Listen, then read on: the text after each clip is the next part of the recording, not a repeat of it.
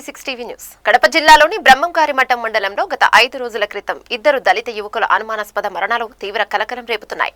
మూడమాల గ్రామానికి చెందిన సతీష్, గుండాపురం గ్రామానికి చెందిన ఓబులేసు ఇద్దరు స్నేహితులు కావడం, ఇద్దరు ఒకేసారి చనిపోవడం పట్ల కుటుంబ సభ్యులు వీరి మృతి పట్ల అనుమానాన్ని వ్యక్తం చేస్తున్నారు. చిన్నాయపల్లె గ్రామ సమీపంలోని తెలుగు గంగ కాలువలో సతీష్ మృతదేహం గుర్తించగా, ఓబులేసు మృతదేహం జౌకుపల్లి సమీపంలోని కాలువలో పడి మృతి చెందిన ఘటనపై కుటుంబ సభ్యులు తీవ్ర అనుమానాలను వ్యక్తం చేస్తున్నారు.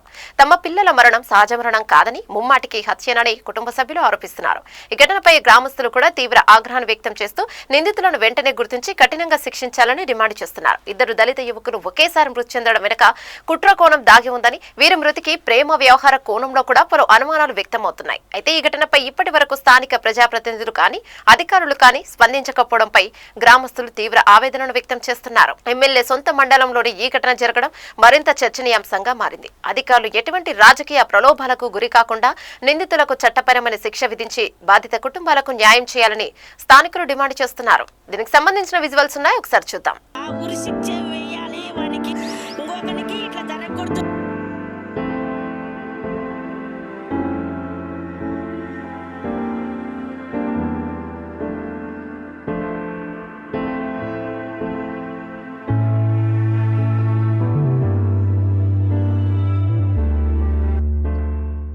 కడప జిల్లా బ్రహ్మంగారిమఠం మండలం ముడమాల గ్రామంలోని చిన్నాయిపల్లె సమీపంలోని తెలుగుగంగ కాలువలో పడి దళిత సామాజిక వర్గానికి చెందిన ఇద్దరు మృతి చెందడం జరిగింది.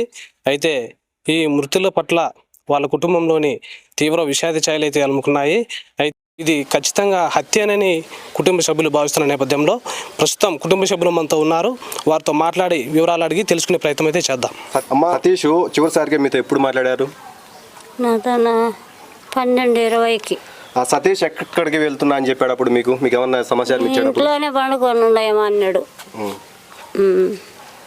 సతీష్ కనిపించకపోవడంపై మీకు అప్పుడు అనుమానాలు ఏమైనా వచ్చాయా? ఎవరి మీద వచ్చాయి? నర్సనపల్లె. సతీష్కి ఎవరైనా శత్రువులు ఉన్నారా గతంలో? శత్రువులు ఎవరు లేరు. ఇక్కడ చుట్టుపక్కల గ్రామాలలో సతీష్ మరణించడానికి ప్రేమ వ్యవహారమే కారణమని అంటున్నారు. మీకు ఏమన్నా ఈ ప్రేమ వ్యవహారం గురించి ఏమన్నా తెలుసా? ఏం తెలియదు. ఇది హత్య అని మీరు ఎట్లా చెప్తారు? హత్య అని ఎట్లా చెప్తారంటే మాకు ఆ అమ్మాయి మీదనే డౌట్. ఆ ఫోన్లలో అన్నీ లవ్ చేసిండ్రు కదా, ఫోటోలు అన్నీ ఉన్నాయి. సతీష్ ఎప్పుడైతే చనిపోయాడో అప్పుడు పోలీసులు మీరు కలిశారా? పోలీసు వాళ్ళు వచ్చిండ్రు సార్. ఆ అబ్బాయిని తీసి బయట పెట్టారు, వచ్చేసారు. ఇప్పుడు పోలీసు వాళ్ళు మీకు ఏం చెప్పారు? పోస్ట్ మార్క్ తీసుకుపోయి అన్నారు. పోస్ట్ మార్క్ తీసుకొని పోయారు. ఇప్పుడు ప్రభుత్వం నుంచి మీరు ఏం ఆశిస్తున్నారు? మాకు న్యాయం జరగాల. హత్య అని నిర్ధారణ అయితే నిందితులకు ఎలాంటి శిక్ష పడాలని మీరు కోరుకుంటున్నారు? ఉరి శిక్ష వేయాలి సార్, వాళ్ళకు ఉరి శిక్ష పడాలి. మృతి పట్ల మీరు అధికారులకు కానీ పోలీసులకు కానీ మీరు ఏం చెప్పాలనుకుంటున్నారు? మాకు ఉరి శిక్ష కావాలా, మాకు న్యాయం జరగాల. పేరు బాబు, మా గ్రామం ముడమాల. ఇక్కడ మా గ్రామంలో ఒక అబ్బాయి ఇలా మామూలుగా అయితే మా వెంబటే తిరుగుతూ ఉంటాడు చిన్నపిల్లనిగా. ఇతను లవ్ చేసిన విషయం అయితే అతను చనిపోయే వరకు మాకు తెలియదు. చనిపోయిన తర్వాత ఒక్కొక్కటిగా బయటపడతా ఉన్నాయి. చనిపోయిన తర్వాత అయితే మేము కాలువలో వెతుకులాడుకుంటా పోతేనే మాకే బాడీ దొరికింది. ఇంతకుముందు జోగబల్లెలో ఒక శవం తేలినది అన్నారు కదా బాడీని. దాన్ని బట్టి ఈ అబ్బాయి ఇద్దరు పోయినారనే అనుమానంతో మేము ఎత్తుకులాడుకోవడానికి పోయినప్పుడు ఈ అబ్బాయి బాడీ కూడా అక్కడే ఏర దగ్గర మా చిన్నాయపల్లె గ్రామం దగ్గర దొరికింది. దొరుకుతానే మేము తీసినాం. అంతవరకు పోలీసు వాళ్ళు ఏమీ మా దగ్గరికి రాలే. శవం దొరికినాక మేమే పోలీసు వాళ్ళకి ఫోన్ చేస్తే వచ్చిండ్రు. వాళ్ళు వచ్చి బాడీని పోస్ట్ మార్టంకి తీసుకోమన్నారు. తీసుకెళ్ళినాము. వీళ్ళు చనిపోయిన అబ్బాయి వాళ్ళ తల్లిదండ్రులు పోయి మఠంలో కేసు పెట్టిండ్రు. కానీ వాళ్ళు ఎఫ్ఐఆర్ రాసిండ్రో రాయలేదో మాకు ఇంతవరకు చెప్పలే. కాబట్టి మేము పోస్ట్ మార్టం చేసుకొని పిల్లోని దాన దర్శనం చేసుకొని మళ్ళీ నిన్న మేము గ్రామస్తులమందరము స్టేషన్ కాడికి పోతే మా ఈ చనిపోయిన అబ్బాయి తరపున మా తల్లి అడిగితే ఆ అమ్మాయిని వాళ్ళ అమ్మను వాళ్ళ నాన్నను తీసుకొచ్చిండ్రు. ఎంక్వైరీ కానీ సింపుల్గా తీసుకొచ్చి పెట్టినారు. మళ్ళీ అమ్మాయికి బాగాలేదని తీసుకెళ్ళిపోయినరు. అంతకుమించి ఇప్పటికి 5వ రోజు అవుతుంది. ఇంతవరకు వాళ్ళు పోలీసు వాళ్ళు కానీ ఎవరైనా కానీ ఏ రియాక్షన్ చేసింది లేదు. వాళ్ళ ఊరికి తీసుకొచ్చండ్రు, పంపిస్తుండ్రు. అంతకు మించి కేసును ముందుకు నడిపింది లేదు. కాబట్టి దాని కొరకు మేము ఆలోచించేది ఏంటంటే ఒక్క ప్రాణం కాదు పోయింది, 2 ప్రాణాలు. దాన్ని బట్టి ఈ ఎస్సీ తరపున ఎస్సీ వాళ్ళు అనేది అంటే అవతల వాళ్ళు ఎవరో మనకైతే పెద్దగా క్లారిటీ లేదు. మేమైతే ఎస్సీ వాళ్ళం కాబట్టి వీళ్ళ మృతి వల్ల మా ఆందోళన కొద్దీ మేము చేస్తున్నాం గ్రామస్తులం అందరం కలుసుకొని. దాన్ని బట్టి ఏదైనా కానీ గవర్నమెంట్ తరపున కానీ లేదంటే పిఎం తరపున కానీ మాకు న్యాయం జరిగేటట్టు తనం అది విషయం. న్యాయం కావాలంటే ఎలా అంటే ఇప్పుడు చంపిన వాళ్ళను ఖచ్చితంగా వాళ్ళను అరెస్ట్ చేసి ఉరిశిక్ష కంపల్సరిగా జరిగేటట్టు మేము దాని కొరకు మేము చేస్తున్నాం. ఎంత దూరమైనా పోరాడుతున్నాం. మా ఎస్సీ తరపున కాబట్టి ఎవరు ఏ రాజకీయ నాయకుడు మాకు దగ్గరకు వచ్చి మమ్మల్ని పిలిచి పలకరించింది లేదు. ఇప్పుడు మా గ్రామంలో మా సర్పంచులు కానీ ఇంకొకరు కానీ ఇప్పుడు ఇద్దరు యువకులు కాలువలో పడిపోయినారంటే ఏ రాజకీయ నాయకుడు మా కాడికి వచ్చి మమ్మల్ని పరిశీలించింది లేదు ఇంతవరకు. ఎవరైనా కానీ గవర్నమెంట్ తరపున వచ్చి ఎవడు చేసింది లేదు.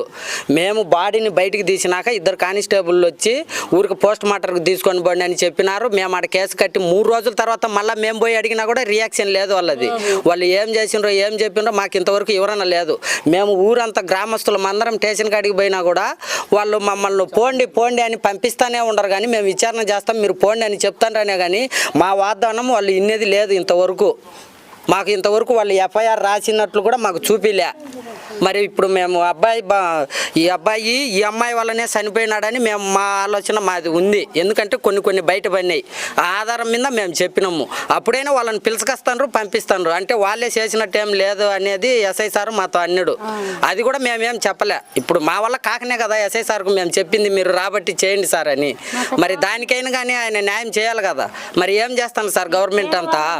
ఇప్పుడు ఇంతవరకు అంటే మీడియాలు అంటే మాకు తెలియక మేము ఎస్సీ తరపు నుంచి మా కొద్ది మేము చేసుకుంటున్నాం. అంటే పెద్దవాళ్ళతో మేమేం ప్రోత్సహించలే. మా గ్రామస్తుల వరకే మేమే మాట్లాడుకొని పోతా ఉన్నాం చేస్తున్నాము. మాతో కాడంలే. ఇప్పటికైనా కానీ పెద్దవాళ్ళు దయ తెలిసి గవర్నమెంట్ తరపు నుంచి పెద్దవాళ్ళు దిగి మా గ్రామస్తుల్లో జరిగిన దానికి మా ఎస్సీ తరపున ఏదైనా కానీ మా పిల్లవానికి న్యాయం జరిగేటట్టు చేయాలా. అది ఒకటి మేము పక్కాగా కోరుకుంటున్నాం. నా పేరు వెంకటలక్ష్మ. మా గ్రామం గురించి మాట్లాడుతున్నాం. మా పిల్లోడు సతీష్ అనే అబ్బాయి మంచి అబ్బాయి. ఆ పిల్లోనికి అలవాటు లేవు.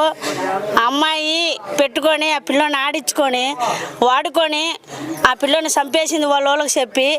అందుకు 2 శవాలు పోతే ఎవరే కానీ మా గ్రామంలోకి వచ్చి ఒక పిల్లోని కానీ చూసిన వాళ్ళు లేరు. పోలీసు వాళ్ళు కానీ ఒక ఎస్ఐ కానీ ఒక పట్టించుకొని కానీ ఒక ఏదే కానీ లేదు. మేమందరం మా గ్రామంలో పెద్ద మనుషులు ఆడోళ్ళను అందరినీ పిలుచుకొని పోయి ఆమెను ఆడ కూర్చుంటే మమ్మల్ని పోలీసులు ఎస్ఐ అనైనా మీకు మేము చేస్తాం న్యాయం అంటున్నారు. ఇంతవరకు కానీ మాకు ఒక న్యాయం జరగలే. 5 రోజులు అవుతుంది. ఆ ఉరి శిక్ష వేయాలి. వానికి చంపినవాడిని మాత్రం తీసుకురావాలని మేము కోరుకుంటున్నాము. ఇంకొకరికి ఇట్లా జరగకూడదు. ఎంతమందితో ఆడుకుంటుందో అమ్మాయి, ఎంతమందిని జీవితాలు ఇటు నాశనం చేస్తుందో ఆ అమ్మాయిని ఉరి శిక్ష వేసి ఆ చంపినాలు ఉరి శిక్ష వేసి మా ఊరికి తీసుకురమ్మని మేము అడుగుతున్నాం సార్ అని అడుగుతున్నాం. ఒక పిల్లోడు చచ్చిపోతానే ఏమైంది? ఈ పిల్లోడు కూడా కనపరాలేదు. చంపిందని మాకు అనుమానం వచ్చింది సార్. 2 శవాలు పోయాక సతీష్ కనపరాక ఎతుకులాడుకున్నాము. ఏడుండడా ఎక్కడుండడా అని కనపరాలా సార్. తెల్లారితో నిద్రపోకుండా. ఇప్పుడు వాళ్ళే హత్య చేశారని మీరు ఎట్లా అంటారు? చెల్లి ద్వారా చెల్లులు అన్నీ ఉన్నాయి సార్. వాళ్ళు మాట్లాడినోటి నువ్వు లేకుంటే నేను చచ్చిపోతాను, నువ్వు లేకుంటే నేను బతకలేను అన్నీ ఉన్నాయి సార్. ఆ చెల్లి ద్వారా పట్టుకున్నాం మేము. ఇవి బులెటిన్ అప్డేట్స్. మరిన్ని అప్డేట్స్ కై చూస్తూనే ఉండండి ఈ 6 టీవీ న్యూస్.